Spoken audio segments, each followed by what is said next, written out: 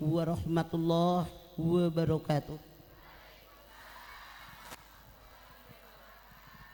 Alhamdulillahi rabbil alamin wa bihi nasta'in ala umuri dunya waddin. Wassalatu wassalamu ala asrafil anbiya'i wal mursalin wa ala alihi wa sahbihi ajmain. Yang saya hormati Kiai Haji Syarif Hidayatullah sebagai sahibul bait, Kiai Haji Khairuddin. Yang saya hormati Ustadz Aang, yang saya hormati Lurah Ciseeng, Lurah Babakan, yang saya hormati siapa nih? Ustazah Rohmah, yang saya hormati para alim ulama, tokoh agama, tokoh masyarakat, Bapak Ibu hadirin sekalian. Pertama-tama mari kita panjatkan puji dan syukur kita kehadirat Allah Subhanahu wa Ta'ala yang telah memberikan nikmatnya buat kita semua, terutama nikmat iman, nikmat Islam, nikmat sehat wal afiat, nikmat diberikannya umur yang panjang buat kita semua. Katasin dong sirok lampu, katasin nongain. Alhamdulillah saat ini kita hadir di sini dalam rangka peringatan Isra Mi'raj. Katasin, katasin, katasin. Hah? Nongain. Perisonya ke mata. Kalau nggak matiin, nah udah, dasar loh, capek deh. Sehingga alhamdulillah pada malam hari ini kita semua hadir di sini dalam rangka peringatan Isra Mi'raj Nabi besar kita Muhammad sallallahu alaihi wasallam. Hadirin, begitu banyak yang sambutan. Sampai barusan menyampaikan kepada kita Ustadz Opik tentang hikmah dari Isra Mi'raj. Saya menyampaikan hikmah yang lain. Kita lihat ayat tadi menyatakan subhanalladzi asra bi 'abdihi laila minal masjidil haram ilal masjidil aqsa alladzi barakna haulahu linuriyahu min ayatina innahu huwas samiul basir. Arif, ini pohon yang pada tinggi ngahalangan emak-emak gerari. Ujung ini satu, ujung situ satu, ketinggian. Nah, ke belakangin. Yang itu tuh apalagi? Ngahalangan emak-emak. Anda lihat subhana. Subhana ini para ulama mengatakan hijdairib, kalimat ta'ajub. Kenapa disebut kalimat ta'ajub? Karena peristiwa yang Allah sampaikan kepada kita membuat kita takjub, yaitu peristiwa Isra Mi'raj Nabi besar kita Muhammad sallallahu alaihi wasallam. Dua, yang namanya subhana, di sini, di sini di atas. Yang namanya subhana. Apa sih subhana? Hikmahnya apa? Hikmah dari kalimat subhana ini merupakan penolakan. Kenapa penolakan? Anda lihat sejarah mengatakan ketika Nabi besar kita Muhammad SAW habis di Isra Mi'rajkan oleh Allah Subhanahu wa Ta'ala, dia bercerita kepada orang-orang yang dia ketemu di Mekah. Mereka semuanya tidak percaya. Berarti Muhammad gila, Muhammad sinting, Muhammad tidak waras. Maka dalam ayat ini Allah Subhanahu wa Ta'ala mempertaruhkan kesucian dirinya. Saya yang maha suci nggak bakal mengutus seorang nabi, mengutus seorang rasul yang gila. Ini penolakan. Subhanalladzi asra, perjalanan di waktu malam. Kemudian siapa lagi? Bi abdihi, seorang hamba Allah. Kenapa? Ada yang bilang yang di Isra Mi'rajkan oleh Allah hanya ruhnya saja. Maka di sini oleh Allah dijawab bi abdihi, yang diberangkatkan di Isra Mi'rajkan yaitu seorang hamba yang terdiri dari jasad dan ruh. Dari mana? Minal Masjidil Haram ilal Masjid Aqsa. Mana yang namanya Masjid Haram? Anda silahkan buka surat Ali Imran ayat 96. Inna awwala baiti wudi'a lin-nasi lalladzi bi Bakkata mubarakan wa hudan lil alamin. Sesungguhnya rumah ibadah yang pertama dibangun oleh Allah linas buat manusia yang ada di kota Bakkah, yang diberkahi sekelilingnya petunjuk bagi segenap alam. Hadirin, sangat jelas dalam ayat ini bahwa yang pertama membangun Ka'bah Allah memerintahkan malaikat, bukan Nabi Ibrahim.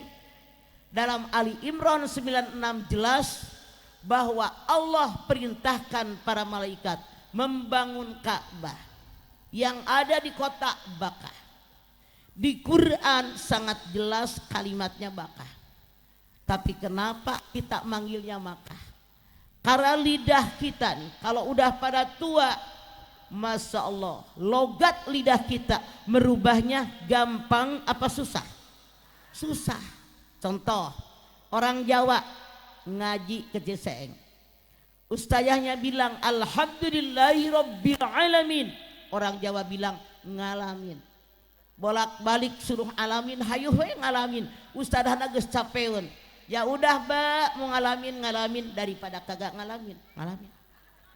Coba orang Tasik, orang Ciamis ngaji ke Betawi sini, ustazahnya bilang kaipatak puruna, orang Ciamis bilang kaipatak puruna, ceblek, beda lidah. Nggak usah jauh deh. Orang kalau ngambil saya, cededeh, bidedeh, teh dedeh, mamah dedeh, biasa. Ipar saya yang orang Magelang udah 40 tahun di Tanah Abang, sampai detik ini kalau manggil saya kadedeh karasa kana hate. Apa hikmah yang kita ambil? Kalau ada orang ngomongnya salah gara-gara logat, jangan marah, oke? Mubarokan diberkahi, Masya Allah.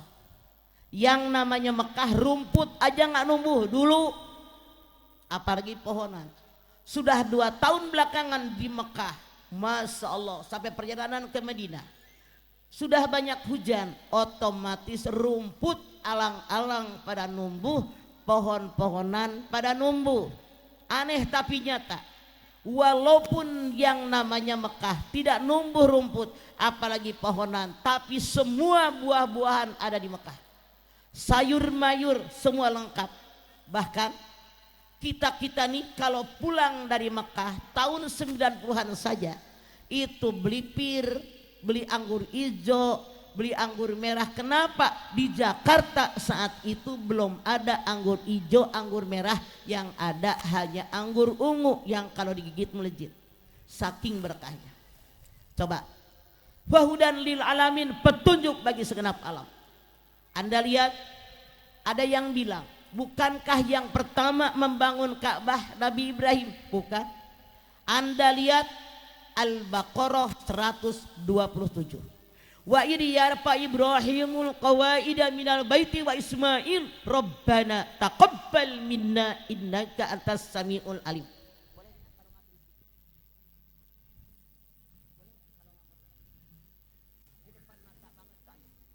Kata Allah, ingatlah kalian ketika Ibrahim yarfa, meninggikan Ka'bah. Saya tanya Anda, kalau kata Allah kalimatnya meninggikan, pondasinya ada atau tidak ada? Ada. Tapi kenapa Ka'bah hancur? Di zaman Nabi Nuh ketika datang badai, ketika datang tsunami, maka hancur Ka'bah yang dulu dibangun oleh para malaikat atas perintah Allah.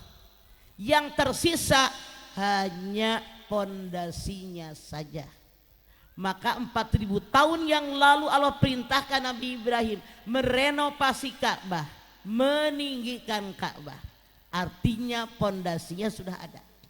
Jadi sekali lagi dari Al-Baqarah 127 salah kalau ada orang bilang yang pertama membangun Ka'bah Nabi Ibrahim. Tidak, Nabi Ibrahim adalah yang merenovasi Ka'bah, tapi dengan Ismail putranya.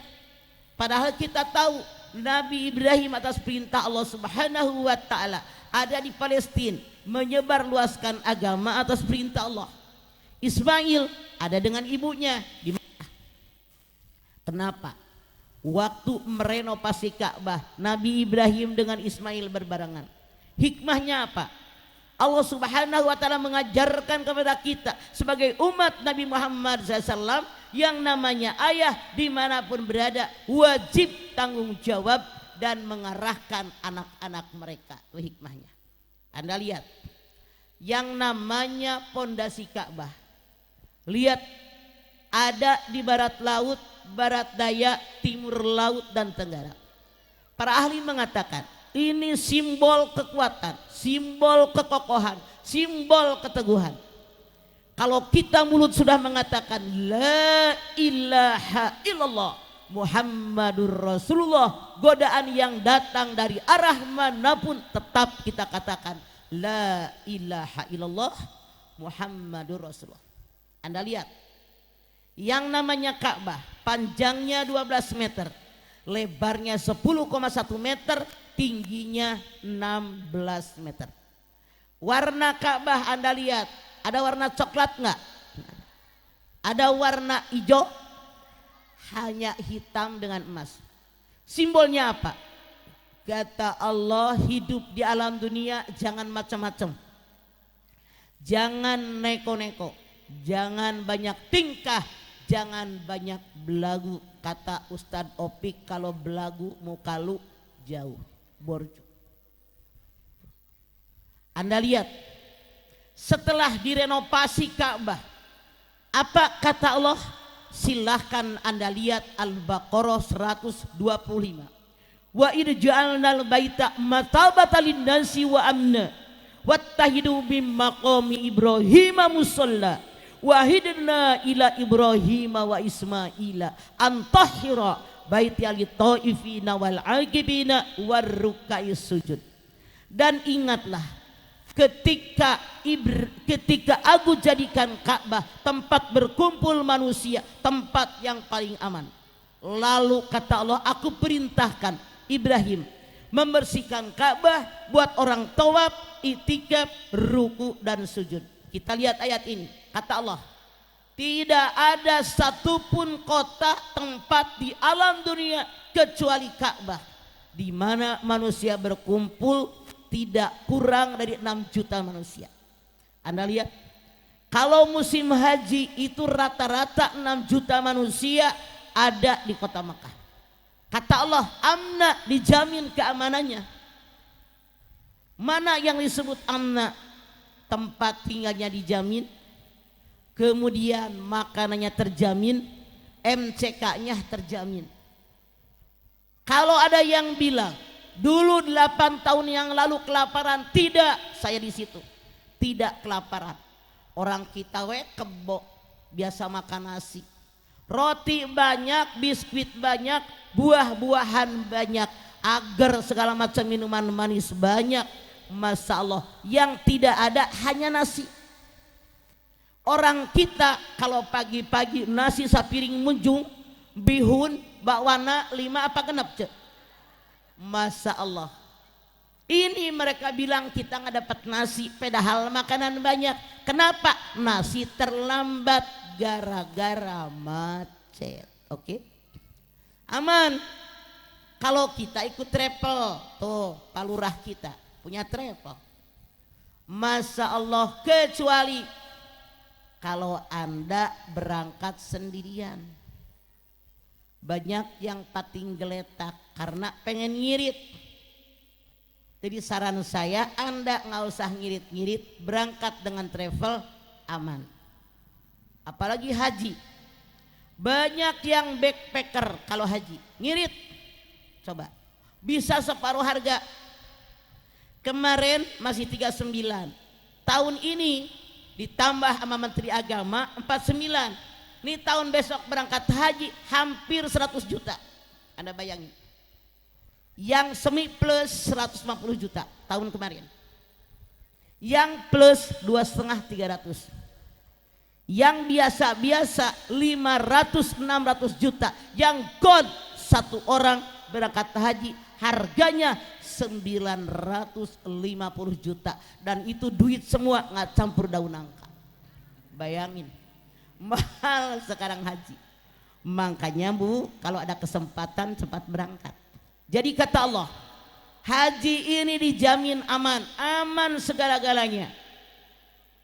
Lalu Ibrahim bersihkan Ka'bah, maksudnya dibersihkan lahir batin, disapu, dipel, buang tuh berhala-berhala. Ini makna dibersihkan. Buat orang tawaf, i'tikaf, ruku, sujud. Sudah beres dibersihkan Ka'bah, apa perintah Allah buat Rasulnya Nabi Ibrahim? Anda lihat Al-Hajj 27.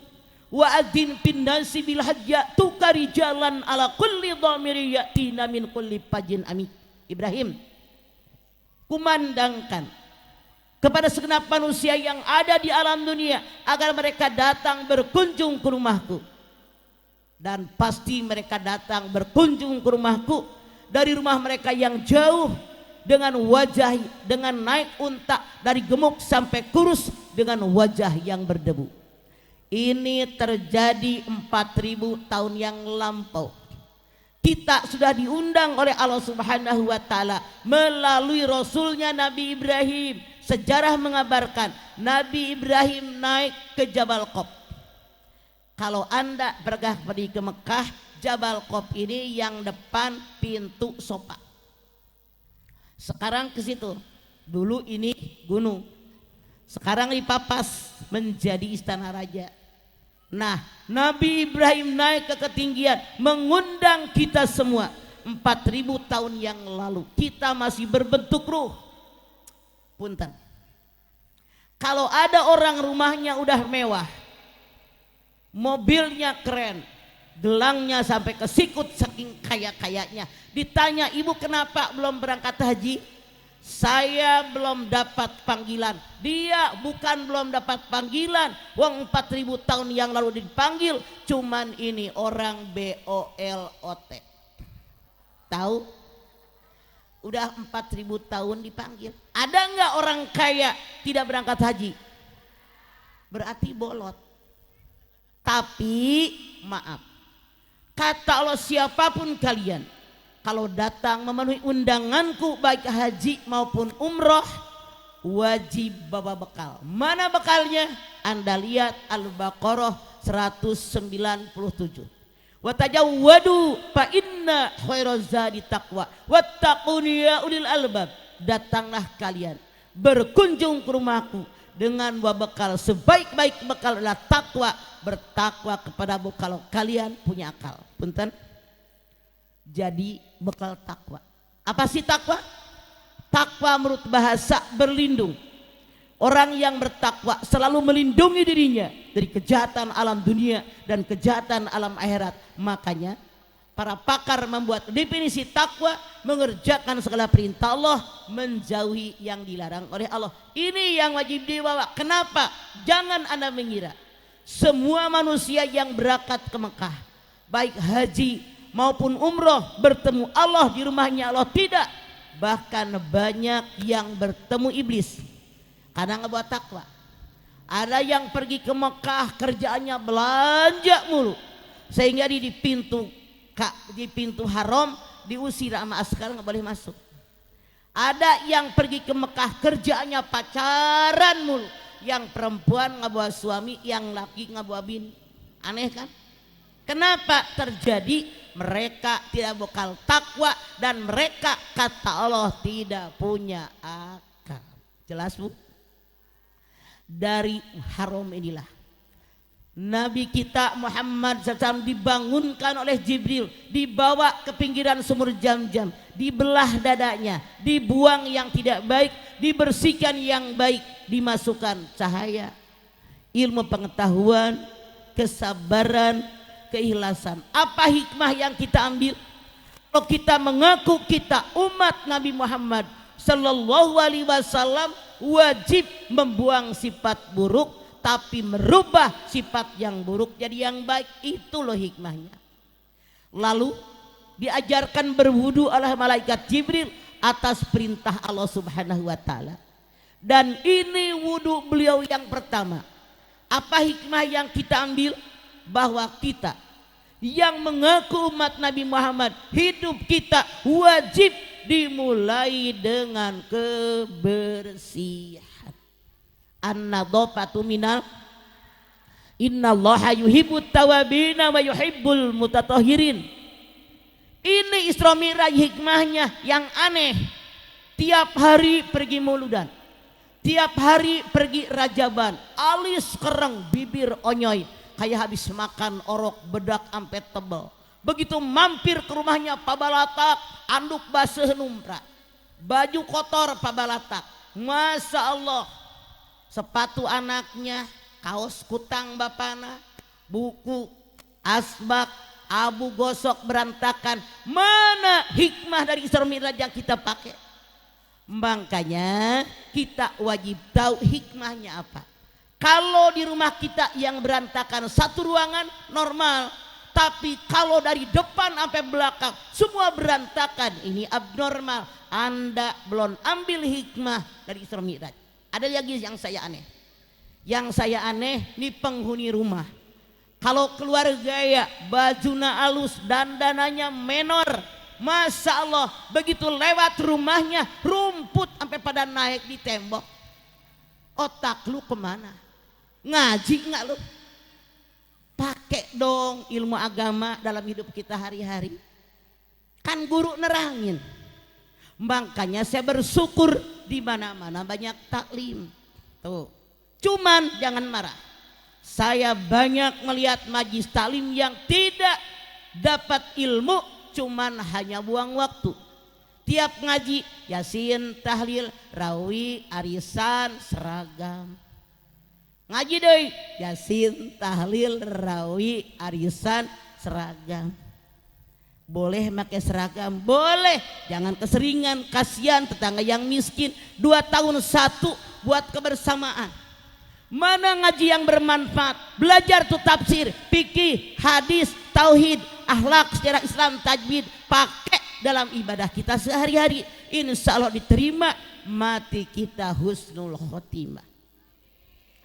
Jadi robah pola ngajinya. Ini boleh minum ya, Bade? Karena yang minumnya gede, Arif bikinnya di gelas gede, sesuai body, sabar segala baru, Insya Allah. Tubuh. Ini hikmahnya. Kemudian Anda lihat, berangkat rombongan kecil, Jibril, Mikail, Rasulullah pergi ke Yatsrib. Dulu namanya Yatsrib, sekarang Madinah. Sholat 2 rakaat atas perintah Allah. Apa hikmahnya? Anda lihat sejarah. Setahun setengah setelah beliau di Isra Mi'rajkan oleh Allah Subhanahu wa Ta'ala, beliau hijrah dari Mekah ke Madinah. Apa hikmah yang kita ambil?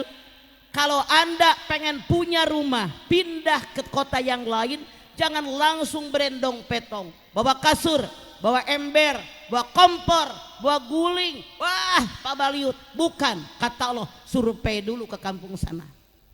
Kira-kira tetangganya bager hente, kira-kira bikin betah nggak di sana? Ada masjid, ada musola, ada taklim, ada madrasah buat anak-anak. Ini wajib disurvei. Lihat, berangkat lagi mereka kemana? Bukit Tursina. Kenapa dengan Bukit Tursina? Tempat Nabi Musa menerima wahyu dari Allah. Apa hubungannya? Anda lihat, tadi Ustadz Topik sudah menyampaikan, Rasulullah dakwah dia ke mana? Ke Taif. Bukannya diterima, ditimpukin batu sampai berdarah, giginya copot 3 sejarah. Istrinya Siti Hadijah meninggal, beliau sedih. 3 bulan kemudian pamannya Abu Thalib meninggal, semakin sedih. Dihibur oleh Allah dengan di Isra Mi'rajkan. Mana benang merah? Mana hubungan Rasulullah dengan Nabi Musa? Anda lihat, Musa lahir ketika Fir'aun yang mengaku Tuhan bikin undang-undang. Kalau Bani Israel melahirkan anak laki-laki, wajib disembelih, dibunuh. Sebagai ibu kandung Anda melahirkan anak laki-laki, sayang dong sama anak, betul? Tapi di balik itu ada perintah dari Raja yang Maha Kuasa, bayi laki-laki wajib dibunuh. Yang dia bisa hanya berdoa, bermohon kepada Allah agar bayinya ini selamat, terus berdoa. diberikan oleh Allah ilham, Bu, susuin anakmu sampai kenyang, dekap dia, peluk dia, dekap dengan erat. Ternyata begitu dia menyusu, didekap dengan erat, tertidur dengan lelap. Atas perintah Allah dihanyutkan di Sungai Nil. Anda tahu dalam sejarah, dipungut oleh pegawainya Siti Asiyah. Lalu Siti Asiyah bertekad ingin ngambil anak ini jadi anak angkat. Anda bayangkan, suaminya punya undang-undang, punya aturan.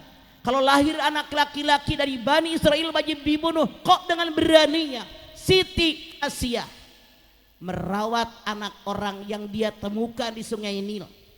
Padahal suaminya begitu tegas, setiap lahir anak laki-laki wajib dibunuh. Apa hikmah yang kita ambil? Hikmah yang kita ambil, walaupun suami kalau dia melakukan kesalahan, kita istri boleh menentangnya. Maaf Pak, ini kenyataan. Kalau suami salah, jangan Anda nurut. Walaupun Allah perintahkan istri wajib taat sama suami, tapi suami yang mana dulu? Kalau dia berbuat salah, anak lahir dibunuh, saya tanya, salah apa salah? Makanya dengan beraninya Siti Asiyah mengangkat anaknya, ngomong sama suaminya. Lalu Siti Asiyah tentu membutuhkan seorang ibu yang akan menyusukan bayi yang dia temui. Dia bikin sayembara. Begitu banyak ibu-ibu yang datang untuk menyusukan anak angkat Fir'aun. Ternyata tiap susu jadi asongin, Musa nolak. Aneh tapi nyata. Ketika ibu kandung Musa datang memberikan susunya, dia minum susu dengan lahap sampai tertidur. Apa hikmah yang kita ambil? Bahwa kita seorang ibu, perjuangan kita luar biasa. Sampai Allah berfirman di dalam surat Luqman 14. Babasoinal insana biwalidayhi hamalatu ummuhu wahdan ala wahrin wa fisalhu fi amaini aniskurli wali walidayka ilayyar masir. Kata Allah, aku wasiatkan kepada kalian seluruh manusia agar kalian berbakti kepada kedua orang tua kalian, khususnya ibu kalian. Kenapa? Wahnan ala wahnin, lagi ngandung kalian lemah di atas segala kelemahan, menyusukan kalian selama 2 tahun. Bersyukur kepadaku, kata Allah, bersyukur kedua orang tua kalian. Tuh, jadi kita sebagai ibu tahu sendiri betapa banyak kita berkorban demi anak, tapi niat karena Allah, maka Allah berikan hidup di akhir happy ending, bahagia di ujung. Anda lihat lagi sejarah. Ketika Musa berusia 3 bulan, ayah angkatnya Fir'aun ngegendong-gendong, namanya bayi, narik-narik tangannya, ditarik jenggot Fir'aun dengan kerasnya. Kaget Fir'aun, kenceng banget nih anak menyakiti saya. Jangan-jangan dia calon rasul. Dia bicara sama penasehatnya, sama pengawalnya. Kata mereka, Tuhan Fir'aun, kita uji bayi ini. Kalau dia pinter, maka bunuh calon rasul. Kalau bodoh, bukan calon rasul, boleh diangkat anak. Pendek cerita, dioba 1 nampan. Isinya 2, 1 mainan anak kecil, 1 lagi bara api yang menyala-nyala. Ketika tangan mungil Musa mau ngambil mainan, maka tangannya dipindahkan oleh malaikat atas perintah Allah ke bara api, langsung dimasukkan ke mulutnya. Apa hikmah yang kita ambil? Bahwa kita kalau punya musuh, mengecoh musuh boleh, menipu musuh boleh. Maka Musa lidahnya kelolodan, kebakar api karena makan bara api. Itulah kenapa ngomongnya cadel. Ibu tahu cadel? Makanya Musa berdoa. Cadel, apa permintaan dia? Anda lihat surat Toha 25, 26, 27. Ayo doa Nabi Musa, hafal enggak? Robis. Ayo bismillah. 1, 2, 3. Belum pada sarapan ya. Robis rohli.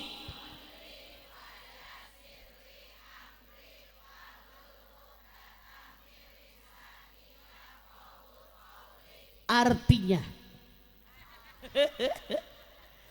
Ya Allah, lapangkan dadaku. Anda lihat, kenapa yang pertama diminta oleh Nabi Musa sama Allah melapangkan dada? Karena kita dalam mengarungi hidup dan kehidupan di alam dunia, kalau segalanya dimulai dengan dada yang lapang, semuanya terasa ringan dan semua terasa indah. Beda kalau Anda memulai pekerjaan di alam dunia dengan dada yang sempit, Masya Allah, apalagi suuzon mulu sama orang, pasti Anda sedih, menderita batin, merasa gue paling susah. Makanya hikmah yang kita ambil, lapangkan dada kita. Makanya peribahasa mengatakan, ini dadaku, mana dadamu? Buang dada yang sempit. Tuh, besar Nabi Musa, diangkat oleh jadi seorang nabi, jadi seorang rasul. Dia berdakwah dengan ayah angkat, ibu angkat, pengawal dan semuanya. Ternyata kebanyakan ayah angkat, pengawal dan teman-temannya tidak mau masuk agamanya Musa. Bahkan Musa dikejar akan dibunuh sampai lautan merah. Apa hikmah yang kita ambil? Hidup jangan merasa gue paling susah. Pergi ke Taif sedih, istrinya meninggal sedih, pamannya meninggal sedih, merasa paling susah. Seolah Allah mengajarkan, Muhammad, jangan hidup mengasihani diri sendiri. Jangan merasa paling susah. Lihat orang lain yang musibahnya lebih berat dari kita. Kenapa? Kata Allah, semua manusia tanpa kecuali suatu hari kena musibah. Anda lihat Al-Anbiya 35. Wa nabluukum bisarri wal khairi fitnah wa ilaina turja'un. Suatu ketika kalian diberikan musibah yang buruk, musibah yang baik, hanya kepada kami kalian kembali. Anda lihat Al-Baqarah 155 156. Wa lanabluwannakum bisyai'in minal khawfi wal ju'i wa naqsin minal amwali wal anfusi wat tamarat wa basyiris sabirin alladzina idza asabathum musibah qalu inna lillahi.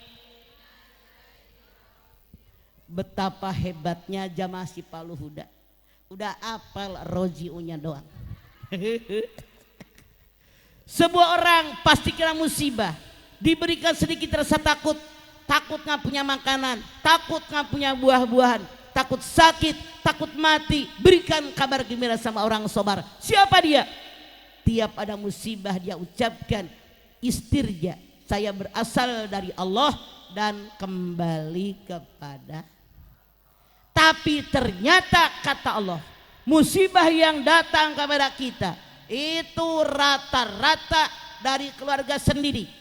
Anda lihat At-Taghabun ayat 14. Ya ayyuhalladzina amanu inna min ajwajikum wa auladikum aduwwan lakum fahdharuhum wa in ta'fu wa tasfahu wa taghfiru fa innallaha ghafurur rahim.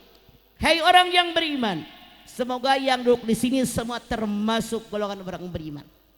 Bu, sesungguhnya di antara istri kalian, di antara suami kalian, di antara anak cucu turunan kalian, ada yang menjadi musuh buat kalian.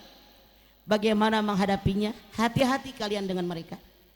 Maafkan mereka, santuni mereka, mohonkan ampun kepada Allah, karena Allah Maha Pengampun, Maha Penyayang. Ternyata musuh yang sangat nyata kata Allah keluarga dekat. Ada nggak suami yang marah sama bininya sampai dibunuh? Ada nggak bini yang marah sama suaminya sampai mati? Ada nggak orang tua yang marah sama anaknya sampai mati anaknya? Ada nggak anak yang marah orang tuanya sampai mati? Kenapa? Musibah yang paling berat dari keluarga kita. Ngegeseknya gampang, kalau tetangga kapan ketemunya? Buat apa diberikan musibah?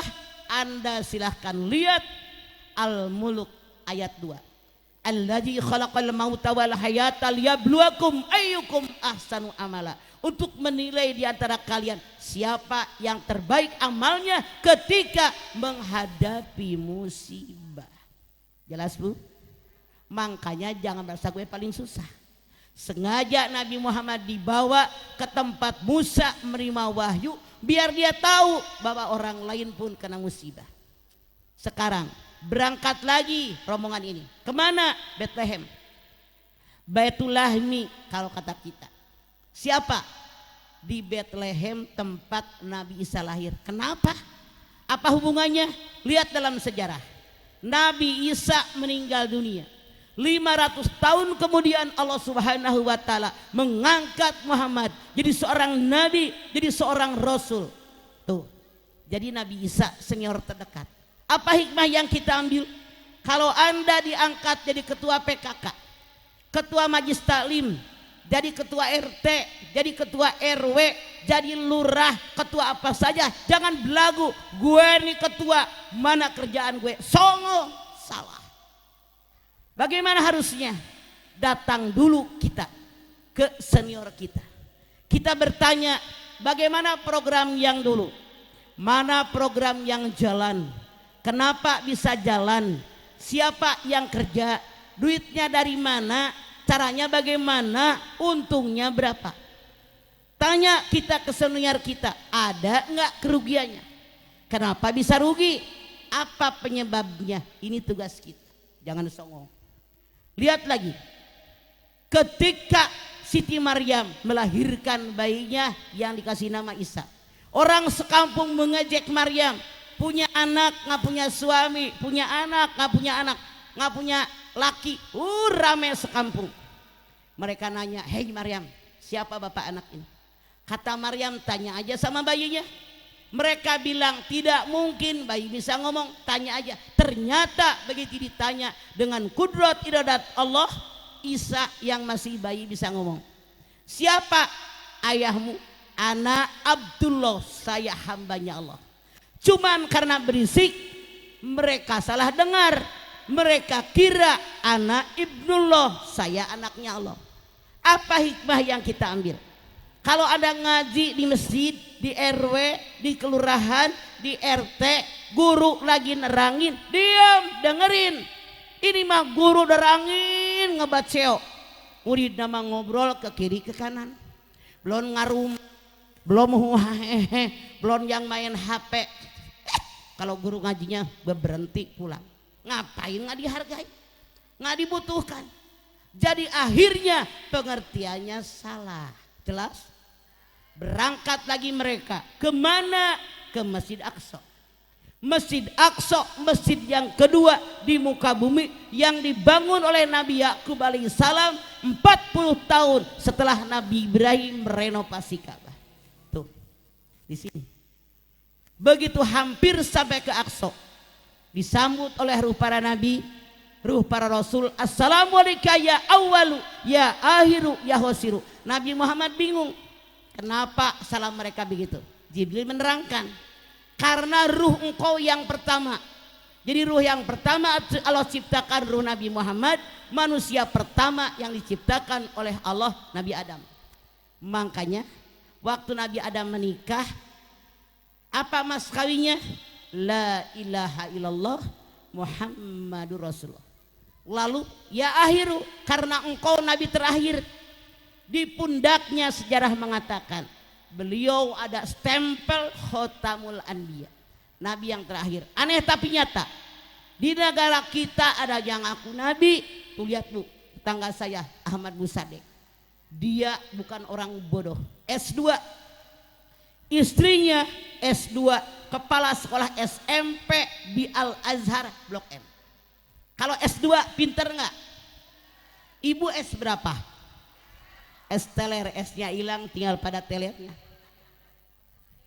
Dia bilang dapat wahyu dari Gunung Bener.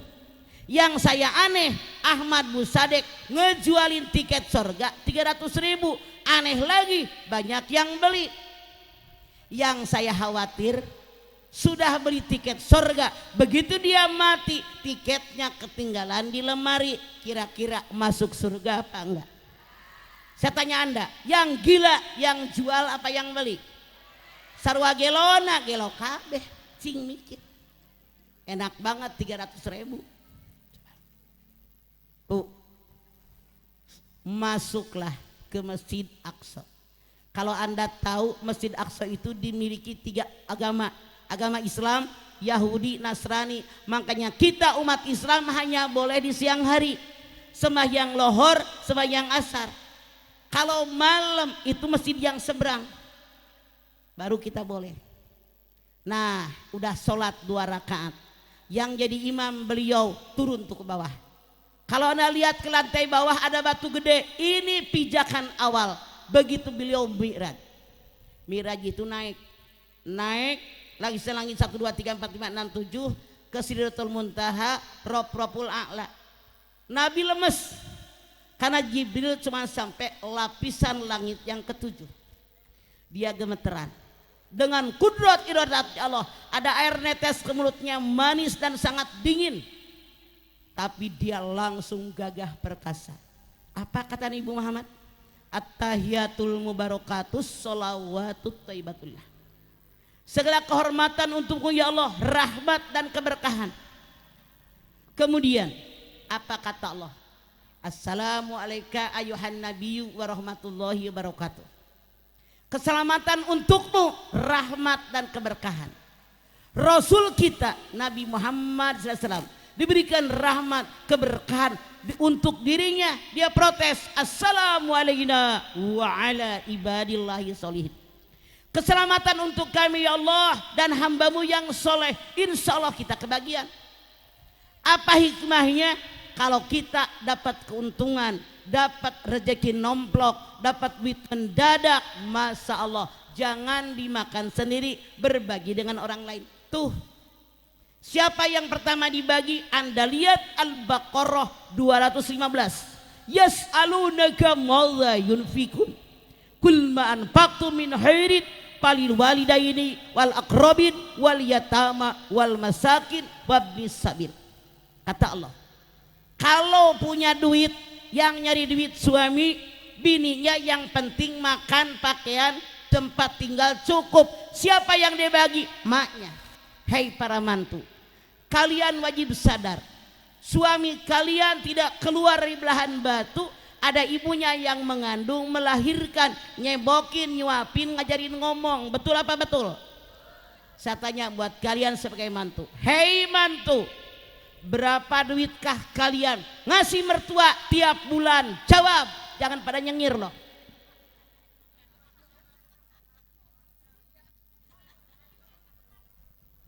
Ini Quran, Bu.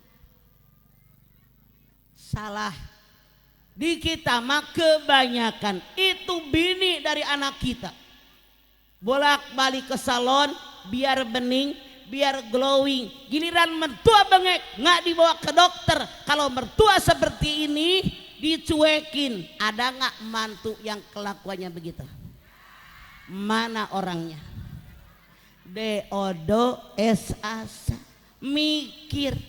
Kalau kalian tidak pernah baik sama mertua, kalian punya anak, anak kalian nanti gede dikawinin, saya jamin anak mantu lu koret sama lu pade. Kenapa? Hukum karma pasti berlaku. Siap mental loh. Makanya kata Allah, kalau punya rezeki orang tua dari yang nyari duit dibagi duluan.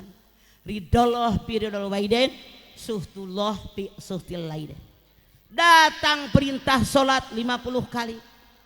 Kata Rasulullah, kalau 50 kali keberatan, maka nawar tinggal 5.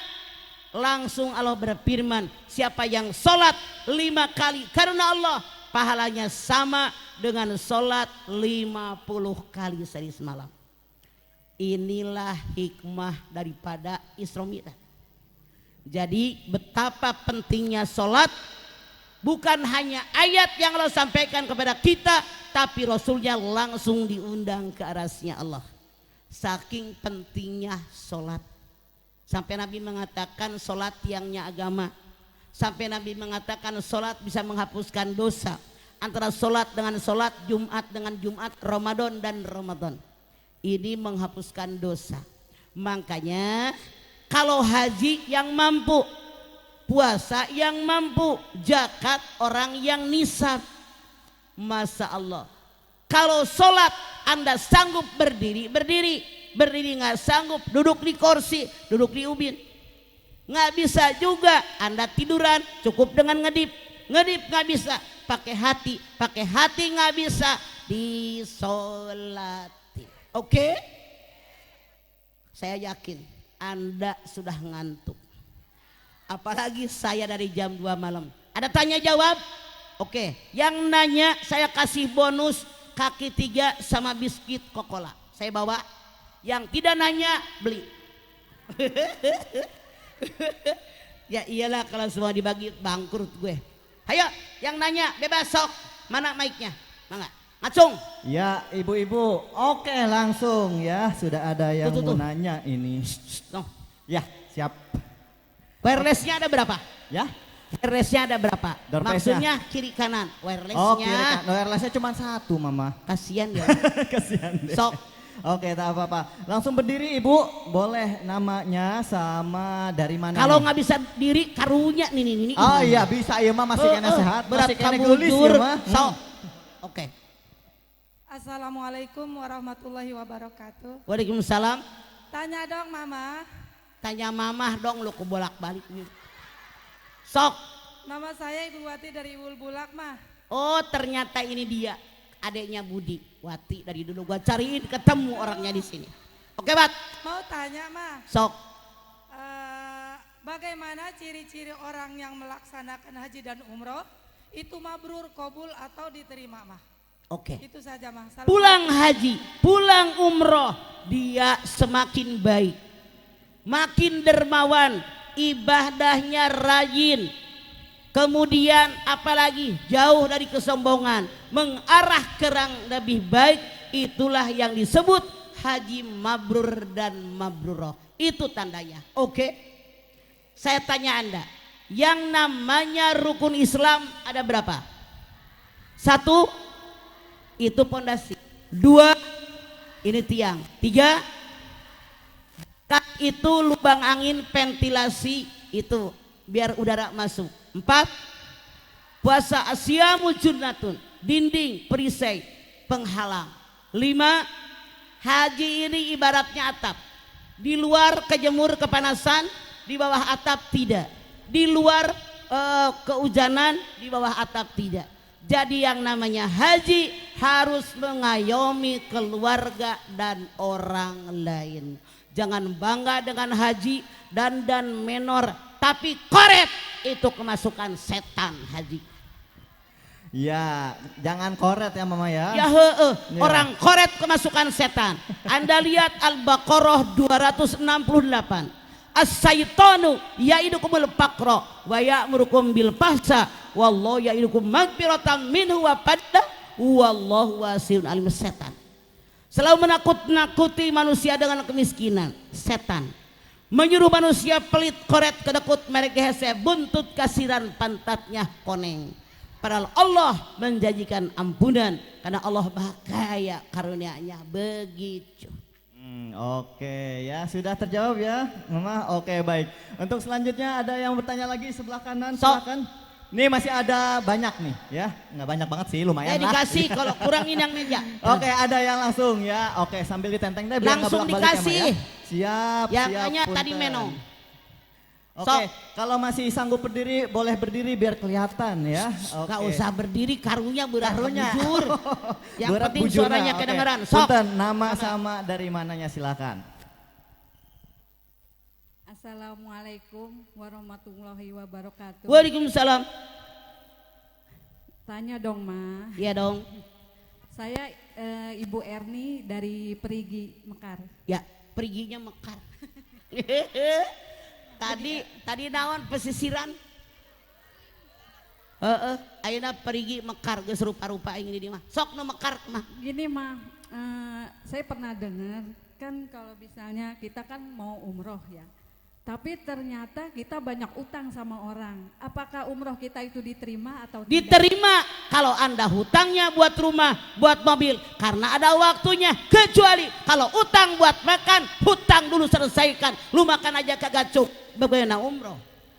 Tapi umrohnya dapat hadiah gitu mah, gimana? Kalau memang dapat hadiah, mensyukuri nikmat Allah, berangkat. Tapi minta di sana agar saya punya duit buat bayar utang. Oke? Terima kasih Mama. Silakan yang lain. Mana? Ada lagi? Yang bapak-bapak mah enggak apa-apa. Ini bukan cuman buat emak-emak aja ya. Bapak-bapak silakan yang mau nanya. Ada yang sebelakang mau nanya. Ini pada malu mah. Malu. Kegedean kemaluan apa Iya. nggak punya kemaluan nih? Ini takut gemeteran megang mic-nya katanya. Sok. Oke, sebelah kiri. Oke, ada. Silakan. Aduh, punten. Nggak usah berdiri katanya. Nggak Nggak apa-apa. alungkeun gerat. Mandilila mana kadinya heula dasar aja hayang jeung emak-emak. Sok. Assalamualaikum warahmatullahi wabarakatuh. Waalaikumsalam. Nanya dong mah. Ya, Nama saya Diana dari Babakan Pasisihan. tuh kan. Orang pinggiran. Sok. Ini Ya, mah enggak. mau nanya kalau Naon? sekarang itu kan kalau umroh banyak yang boleh nyicil gitu mah. Nyicil dulu. Uang gitu. pinjaman. Enggak maksudnya mau umroh tapi dicicil. Uang meuli minjam, bayarnya dicicil. Ah. Ari maneh ku aing geus dibeja. Tapi mah seandainya kan belum lunas gitu mah. Kira-kira gimana tuh hukumnya mah? Kalau Anda misalnya umroh nih yang pertengahan deh 30 juta Ya, yang ya. bintang 3. Anda berangkat tapi resiko nginepnya di Anjum. 1,5 jam. 1,5 kilo sampai ke Haram. Lamun ngora teu naon ini. Aduh asa barakali eureun leumpang maneh. Mana nanya. Terus duitnya boleh nyicil, boleh ngutang, boleh. Kalau Anda misalnya ngutang 35 juta, punya rumah harga 200, boleh. Kalau Anda mati, rumah Anda dijual buat bayar utang. Yang salah, rumah aja ngontrak, udah berani ngutang buat umroh, buat haji, itu belum ada kewajiban. Karena kata Allah, walillahi ala nasi hijjul baiti manistato'a ilaihi sabilan. Hanya yang mampu. Nggak dipaksa ya mah ya. Tapi kalau kita bisa harus dipaksa. Nah, yang salah pura-pura tidak mampu. TV kabeli, mobil kabeli, motor bagus kabeli, umroh nggak berangkat, otak lu di mana? Komodi bisa jalan-jalan ke Singapura nya mah ya. Itu yang salah. Itu salah Louis salahnya. Oke, ibu-ibu ada lagi yang bertanya. Oh, langsung banyak ini ya. Oke. Sok, yang mau depan dulu diberangkatin deh, nggak umroh. apa-apa. Diberangkatin umroh katanya. Sama Pak Lurah. Ada Apa 2 Pak lurah ini. Silakan. 1 lurah 5 orang aja lumayan Pak. Yuk. Yuk Mangga. Assalamualaikum warahmatullahi wabarakatuh. Waalaikumsalam. Nanya dong, Ma. Ya. Nama saya Maya dari Kampung Binong. Masya Allah dari dunia maya turun ke sini. Oke Maya. Saya mau tanya ya, Ma. Sok. Gimana kalau suami susah diurusnya terus dia galak sama istri? Saya tanya Mai. Yang Anda jangan ditepokin, emang Maya burung dara. Lu diam dengerin dulu. Saya tanya biar jelas, jawabannya akan berbeda. Yang Anda maksud suami susah diurus teh kunaon Mai? Terlalu banyak bohong, Misal ya ngebohongin istri seperti kayak gitu. Terlalu Bu. banyak kebohongan. Rasul punya 4 sifat. Yang pertama sidik, benar, jujur. Rasul mengatakan, alaika bisidqi fa inna sidqa yahdi ilal barri fa innal birra yahdi ilal jannah. Jadilah kalian orang yang jujur. Kejujuran mengantarkan kalian kepada kebaikan, kebaikan mengantarkan kalian ke dalam surganya Allah. Siapa yang pengen masuk surga ngacung. Jadilah Anda orang baik. Siapa yang pengen jadi orang baik ngacung. Jadilah Anda orang jujur. Siapa yang pernah bohong ngacung. Ini masalah mah. Ikutan ngacung mah Ya, semuanya. makanya sekarang kurangin karena Allah dan Rasulnya tidak suka dengan orang bohong. Peribahasa mengatakan sekali lancung ke ujian seumur hidup orang nggak percaya. Kalau Anda pernah ngomong suatu saat ngomong bener bagaimanapun, tetangga nanya siapa yang ngomong? Si Anu. Gua nggak percaya sama dia. Ember. Makanya jangan biasain bohong. Ya, Oke. jangan biasain bohong ya. Harus jujur walaupun Ya. pahit. Seandainya selama ini suka bohong, dikurangin, robah karena semua bertanggung jawab di hadapan Allah menentukan masuk atau tidaknya ke dalam surganya Allah. Nah, Ibu ya. harus mulai jujur kepada diri sendiri dan lingkungan. Kudu nasihatan salakina da manehna eta. Sok. Oke, yang tadi sedang ngacung silakan Ibu, boleh dari nama dan dari mana silakan. Yang mana dulu? Sweet berdua. Nggak usah, aku aja. Boleh. Gantian. Assalamualaikum warahmatullahi wabarakatuh. Waalaikumsalam. Curhat dong, Ma. Ya dong. Gimana hukumnya, Ma, kalau kita mau umroh tapi orang tua kita nggak berangkat umroh? Gimana itu, Ma, hukumnya? Kalau Anda tega lu berangkat. Kalau Anda merasa tanggung jawab sama orang tua, mak lu dulu berangkatin, lu nabung lagi besok berangkat gue. Jadi anak tahu diri, jangan duduk melulu dong. Oke? Kan diberangkatinnya sama suami, Ma. Bilang sama suami, mak dulu, saya ngalah, begitu. Mana suaminya? Jadi gua bilangin. Kalau berangkatnya diberangkatin sama ini mah dapat hadiah dari kantor misalkan. Itu nggak bisa diganti nama. Ganti Wajib nama dia. tetap ya. Iya nggak bisa lah. Oke, usahakan orang tua dulu ya. Mudah-mudahan kita semua diberikan rezeki biar bisa berangkat bareng ya Mah ya. Amin. Amin. Ya. Yang tadi ada yang mau nanya lagi? Sok. Ya, oke. Udah, yang mana aja, ntar gantian ya. Masih Sok. ada itu, tenang aja, aman. Itu nu sebelahna tadi yang belum nanya yang sweet. Sok. Assalamualaikum warahmatullahi wabarakatuh. Waalaikumsalam. Curhat dong, Ma. Iya dong. Saya Lucy Widiawati dari Kampung Binong. Ya, orang kampung si Anda.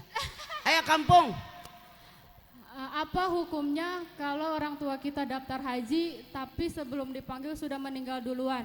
Gak masalah, takdir menentukan. Qul innal mautal ladzi tafirruna minhu fa innahu mulaqikum. Summa turadduna ila alimil ghaibi was syahadati fayunabbiukum bima kuntum ta'malun. Katakan Muhammad bahwa kematian yang kamu lari daripadanya, niscaya kematian datang menghampiri kamu. Kalau kamu sudah mati, dikembalikan kepada Allah yang mengetahui yang gaib dan yang nyata, dan dikembalikan kepada kalian apa yang pernah kalian kerjakan. Al-Jumu'ah ayat 8. Yang namanya mati boleh ditawar. Anda lihat Yunus 4:9. Likulli ummatin ajal. Fa'idza ja'al zahiruna sa'atan walastaqdimun. Semua manusia akan bertemu ajal. Kalau sudah datang waktunya ajal, tidak bisa maju sesaat, tidak bisa mundur sesaat. Kalau Anda daftar dengan Departemen Agama, 100% uang tadi bisa kembali. Dan ahli warisnya bisa menggantikan nama dari orang tua yang meninggal. Begitu aturan dalam Departemen Agama. Oke. Silakan. Iya, terima kasih untuk pertanyaannya dan juga jawabannya. Namanya masih ada Widya. lagi? Sok. Oh, yang ini di sebelah sini masih ada Mama? Sok. Oke, mangga, silakan. Assalamualaikum warahmatullahi wabarakatuh, Ma. Waalaikumsalam. Curhat dong, Ma. Iya dong. Nama saya Nur dari Babakan Wetan. Ya, orang Wetan yuk. Pertanyaannya, Ma, bagaimana cara memberikan pengertian kepada suami bahwa suami itu sebagai pemimpin, masalah sholat susah dibilanginnya, Ma? Saya tanya, apakah suami Anda susah sholat dari awal pernikahan atau baru sekarang? Dari awal, Ma. Artinya Anda salah pilih suami semenjak awal. Rasul mengajarkan, lu jangan tepok bulu lu. Rasul mengajarkan, tunkahul mar'ata li arba'in limaliha wali hasabiha wali jamaliha wali diniha palika bidati dini taribat yaminuka. Nikahilah orang yang kalian sukai karena kekayaan, karena turunan menak, turunan bangsawan, karena cantik tampan, karena agama. Ambil yang ngerti agama dan pengamalan agamanya baik, atau kalian sengsara. Rasul mengajarkan, kalau ada orang menikah alasan hanya kaya tanpa agama, menderita batin. Kalau ada orang menikah hanya turunan menak, raden, bangsawan, kemudian turunan keraton tanpa agama, menderita batin. Kalau ada orang menikah hanya cantik tampan tanpa agama, menderita batin. Kenapa? Kecantikan, ketampanan akan pudar. Berapa lama Anda cantik dan tampan? Usia 20, 30, 40, masih cantik tampan 74. Ngeo. Apa yang dibanggakan? Makanya Islam mengajarkan ambil yang ngerti agama dan pengamalan agamanya. Cuman sekarang udah kadong. Jadi suami saya harus bagaimana? Anda lihat At-Tahrim ayat 6. Ya ayyuhalladzina amanu qu anfusakum wa ahlikum nara wa quduhan nasu wal hijarah. Nasihatin daripada dia masuk neraka jahanam yang bahan bakarnya manusia dan batu. Begitu. Oke? Nomor berikut silakan langsung. Oke, langsung saja. Sok, Ya. ngabisin bonus. Mangga. Sok. Mana?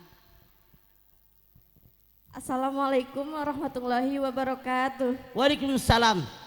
Nama saya Wida dari Kampung Parigi Mekar. Mah, curhat dong Mah. Ya dong Mekar. Mah, Naon? bagaimana sih hukumnya orang yang tidak sholat dan tidak berpuasa tapi melaksanakan ibadah haji? Itu gimana hukumnya Mah? Artinya rukun Islam tidak sempurna dia mengerjakan. Rasul mengatakan bunyal Islamu al khamsin. Tegaknya Islam dengan 5 perkara. Ada syahadat, ada sholat, ada puasa, ada zakat, ada haji. Kalau mampu.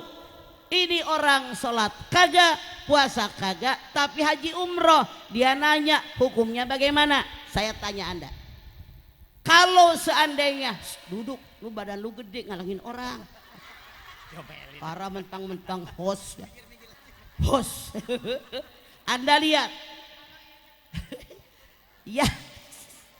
Yang namanya hidup kita wajib saling menasehati. Saya ambil gambaran. Kalau baju ibaratnya puasa, kalau celana ibaratnya sholat. Kalau ada orang sholat nggak pakai puasa, artinya pakai celana tuh pakai baju. Lamun ayat jelema sholat tidak dikerjakan, cuman puasa doang, ibaratnya orang pakai baju tuh pakai celana, pantes tuh. Sok bayangkeun, aya nu kitu? Meureunan. Makanya ada 3 ayat yang selalu bergandengan. Aqimus sholah wa atuz zakah. Kemudian dirikan sholat, keluarkan zakat. Atiullah wa atiur rasul, taat sama Allah, taat sama Rasulullah. Nah orang tadi artinya yang namanya dia sholat tidak puasa, makanya wajib ngaji. Rasul mengatakan taraktu fikum amrayni lan tadillu ma tamassaktum bihima kitaballah wa sunnatun nabiyyin. 2 perkara yang aku tinggalkan buat kalian. Kalau kalian berpegang dengan 2 perkara, dijamin kalian selamat dunia akhirat. Mana yang 2 perkara? Quran dan sunnah Rasul. Silakan yang lain, sok. Oke, ini Berapa lagi? Sok. terakhir ya Maya. Oke. Lanjut. Oke. Silakan. Assalamualaikum warahmatullahi wabarakatuh. Waalaikumsalam. Tanya mama yuk. Ayo. Nama saya Ibu Uni. Nama saya Dede Rosida. Dari Kampung Iwul, Desa Iwul, Maju Sati Masakul Huda. Tadi kampung naon, ayeuna kampung Iwal. Naon sih? Naon tuh? Oh Iwal. Ma, Oi. saya belum berangkat haji dan umroh. Karena belum ada ongkosnya. Ya. Bagaimana mah amalan yang kita lakukan seperti pahala dapat umroh atau haji? Sekian, terima kasih. Ya, misal Anda sembahyang subuh di masjid, udah qobliyah subuh, udah sembahyang subuh fajar di masjid, Anda zikir wirid sampai nungguin sholat terbitnya matahari. Namanya apa? Ini ibaratnya dapat pahala umroh. Oke? Tapi orang yang punya kemampuan, jangan begini. Gue mah sholat suruk aja deh. Walaupun punya duit lumayan. Salah. Allah tahu kemampuan kita. Oke. Bonus 1, cepetan. Ini nih. Iya, Sok. masih ada. Ayo. Sebelah kiri, Ini sebelah biskuit kanan. nih. Oh, udah Sok. ada yang ngacung 2 mah. Kasih nih. Hiji-hijinya. Hiji-hiji. Oke, siap. Kalau mau teh saya kasih. Oke, Tenang, siap. di rumah masih banyak. Sok. Ya, mangga. Mangga. Assalamualaikum warahmatullahi wabarakatuh. Waalaikumsalam. Nanya dong, Mah. Iya dong. Abi. Ini, Mah. Naon? Kan saya udah daftar haji. Ya. Tapi kan nunggu haji lama ya, Mah. Ya. Tapi gimana, Mah, kalau kita alihkan ke umroh? Bagaimana itu hukumnya? Beda. Kalau haji yang kita tawaf, yang kita sa'i, kita tahalul, pergi ke Mina, pergi ke Muzdalifah, lalu wukuf di Arafah, inilah haji akbar dalam At-Taubah ayat 3. Kalau Anda umroh rukunya cuma 4. Hanya tawaf, hanya sa'i, hanya tahalul. Ini haji kecil. Yang aneh di masyarakat kita, baru sekali haji pulang sombong. Kemana po? Sono. Di depan ada orang nanya, Bu Haji kemana? Ke sono. Bahkan kadang-kadang betapa sombongnya. Kemana po? Panggil gua haji. Ninggalin babakan Mekar. Tadi suara naon bak. Pergi Mekar 42 hari. Bayar nugget 39 jeti. Ini sombong. Saya tanya, Rasul kita Nabi Muhammad pernah nggak dipanggil Haji Muhammad? Makanya saya mah malu dibilang begitu. Cukup Mamah Dede. Oke? Jadi beda. Kalau haji yang kita ke Arafah Muzdalifah itu haji akbar. Ada yang bilang haji akbar yaitu kalau wukufnya Jumat, salah. Anda lihat At-Taubah ayat 3 Allah menyatakan yang namanya haji akbar, di mana kita hadir di Arafah, hadir di Muzdalifah, itulah haji akbar. Habis? Satu lagi, Mah, nanya, Sok. Mah. Sok. Bagaimana, Mah, hukumnya kalau orang yang udah munggah haji, udah berangkat umroh tapi masih tetap bermusuhan dengan tetangga-tangga gitu? Artinya dia haji mardud, hajinya ditolak, tidak merubah keadaan. Karena manusia lahir ke alam dunia tujuannya ada 2. 1, hablum minallah, wa ma khalaqtul jinna wal insa illa liya'budun. 2, manusia hidup di alam dunia, kata Allah, tujuan yang kedua buat bermuamalah. Naon muamalah teh? Bagaimana kita bergaul dengan sesama manusia, dengan binatang, dengan pohonan, dengan tumbuhan, dengan alam sekitar. Silahkan Anda lihat Al-Baqarah 30. Wa idz qala rabbuka lil malaikati inni ja'ilun fil ardi khalifah qalu ataj'alu fiha may yufsidu fiha wa yasfiku dima, dan seterusnya. Artinya kalau ada manusia hidup tidak ibadah kepada Allah, dia tidak sesuai rencana awal penciptaan manusia. 2, artinya kalau dia hidup dengan tetangga masih marahan, dengan keluarga masih bermusuhan, tidak mau memaafkannya, mereka hidupnya tidak sesuai rencana awal penciptaan manusia, maka dia dosa. Oke? Hadirin, udah terlalu malam. Kalau saya mah ngomong 3 jam juga biasa, cuman karena malam tidak masalah. Bu, alhamdulillah, ini yang bisa saya sampaikan. Semoga bermanfaat. Amin. Saya sadar betul sebagai manusia pasti banyak melakukan kesalahan. Maka saya mohon maaf yang sebesar-besarnya. Saya mohon maaf, saya ini orang kampung, jadi ngomongnya kampungan. Saya juga mohon maaf tidak bisa bicara halus karena saya memang bukan makhluk halus. Assalamualaikum warahmatullahi wabarakatuh. Waalaikumsalam warahmatullahi wabarakatuh. Masya Allah.